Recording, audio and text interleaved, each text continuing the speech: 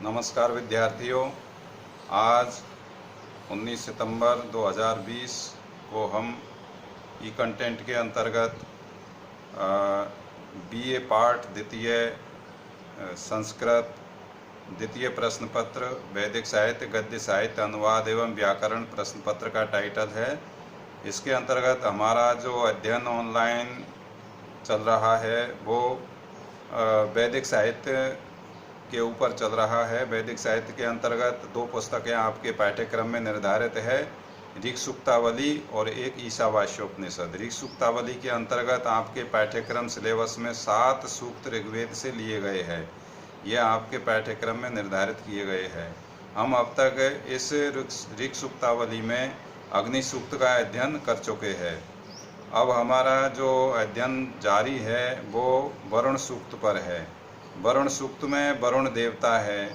ये वरुण देवता प्रकृति के जो नियम है, जो नैतिक नियम है, उनके अधिष्ठाता इनको माना जाता है। ऐसा माना जाता है कि वरुण देवता के जो गुप्तचर होते हैं वो इस जगत में सर्वत्र घूमते रहते हैं और जो कोई बुरा पाप कर्म करता है उसको जो वरुण के पास होते हैं वो उस पास में जकड़े जाते हैं। जो गलत कार्य करते हैं, गलत कर्म करते हैं अर्थात पाप कर्म करते हैं, उनको जो वरुण के पास 3 प्रकार के होते हैं, उत्तम, अधम और उत्तम, मध्यम और अधम 3 प्रकार के पास होते हैं। तो उन पासों से जो जैसा कर्म करता है उसको उसी के अनुसार उन पासों में जो वरुण देवता है वो उस पापी आत्मा को, पापी को जकड़ता है।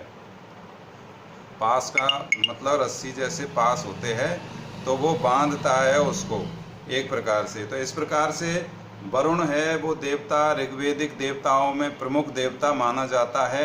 वरुण देवता को द्युलोक का अर्थात स्वर्गलोक का देवता माना जाता है। ऐसा माना जाता है कि वरुण देवता जो है वो इस प्रकृति में जो उसके जो व्रत है, उसके जो नियम है निर्धारित किए गए हैं, उनका उल्लंघन करने वाले को वरुण देवता दंडित करता है।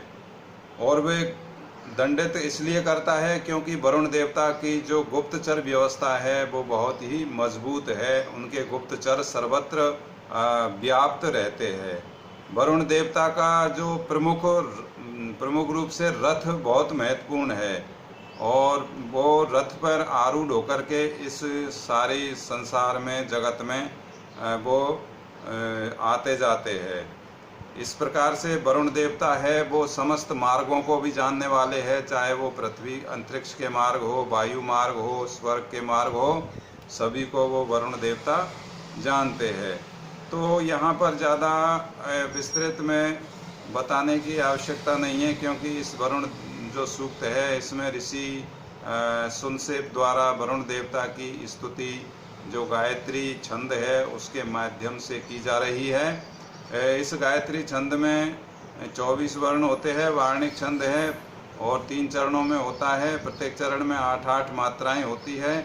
इस प्रकार मैं बार मैं आपको ये बतला रहा हूँ ताकि आपको ये कंटेंट सुनने से ही याद हो जाए कि गायत्री छंद क्या है, मतलब गायत्री छंद किसे कहते हैं। तो गायत्री छंद में 3 पाद या 3 चरण होते हैं, प्रत्येक चरण में 8-8 मात्राएं होती है और कुल मिलाकर के इसमें 24 वर्ण वर्ण होते हैं 8-8 और जो कुल मिलाकर के 24 वर्ण होते हैं। क्योंकि ये मात्रा इसलिए नहीं है, ये वार्णिक छंद है और छंद 2 प्रकार के होते हैं, एक तो मात्रिक छंद होता है और एक वार्णिक छंद होता है।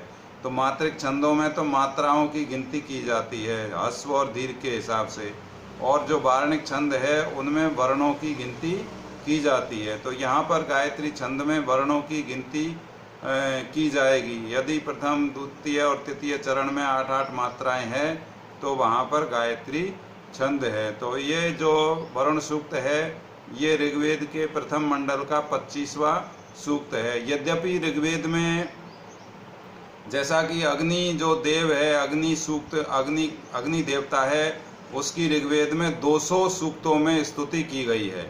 और जो इंद्र सूक्त है, इंद्र की ऋग्वेद में सबसे ज़्यादा अर्थात 250 सूक्तों में इंद्र देवता की स्तुति की गई है। तो सबसे ज़्यादा ऋग्वेद में स्तुति तो इंद्र देवता की गई है। इंद्र देवता की 250 और लगभग 200 मतलब 250 सूक्तों में इंद्र देवता की स्तुति की गई है।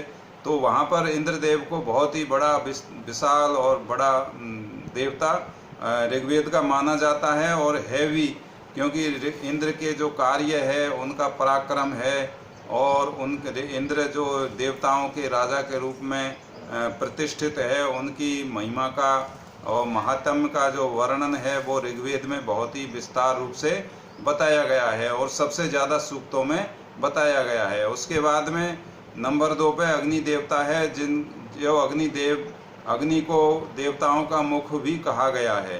तो जो भी हम हवन यज्ञ करते हैं वो देवताओं तक अग्नि के माध्यम से ही पहुंचता है, क्योंकि अग्नि देव है वो अन्य देवताओं का मुख कहा गया है। जैसे मनुष्य भी भोजन करता है तो सबसे पहले भोजन को वो अपने मुख में, ग्रास को मुख में लेता है, डालता है, तब जाके वो जहाँ उदर है, पेट है, वहाँ तक पहुँच पाता है। तो अग्नि देवता भी उसी का कार्य करते हैं और अन्य देवताओं को भी यज्ञ में लाते हैं। कुल मिलाकर के अग्नि देवता की स्तुति 200 सूक्तों में की गई है। इस प्रकार से अग्नि देवता भी प्राचीन वैदिक देवताओं में सबसे प्रमुख देवता माना जाता है। और ये वरुण देवता है, ये वरुण देवता भी एक प्रकार से इनका भी जो स्वरूप है वो एक राजा की तरह है। ये प्रजा और देव दोनों के लिए ही ये भी राजा है। यदि देव या प्रजा जो भी इनके नियमों का, व्रतों का उल्लंघन करता है तो ये वरुण देव उसको निसंकोच रूप से, क्योंकि इनकी जो दंड व्यवस्था है वो ऐसी है कि वो निश्चित ही दंड, जो भी अपराधी होता है वो बच नहीं पाता है इनके पास से और वो दंडित तो उसको होना ही पड़ता है। तो यहाँ पर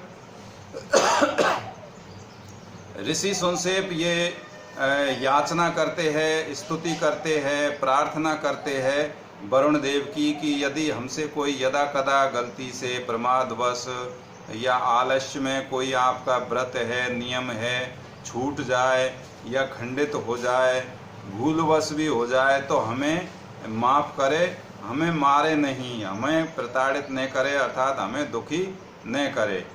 तो इस प्रकार से ये प्रथम जो मंत्र है इसमें हमने पढ़ा था। इसके बाद में द्वितीय मंत्र में भी हमने पढ़ा था कि वो हमें अपने क्रोध का, जो वरुण देव है वो यदि कोई गलती करता है तो उस पर उसका क्रोध बहुत भारी पड़ता है, इसलिए हमें अपने क्रोध का भी भाजन या पात्र न बनाएं, अपने क्रोध के लिए हमें नहीं सौंपे। इस प्रकार से वरुण देव से प्रार्थना की गई है। अब अगला जो मंत्र है तीसरा, इसको हम पढ़ते हैं। ये कंटेंट यहीं समाप्त होता है। अब अगला कंटेंट देखिए मंत्र 3 के लिए। धन्यवाद।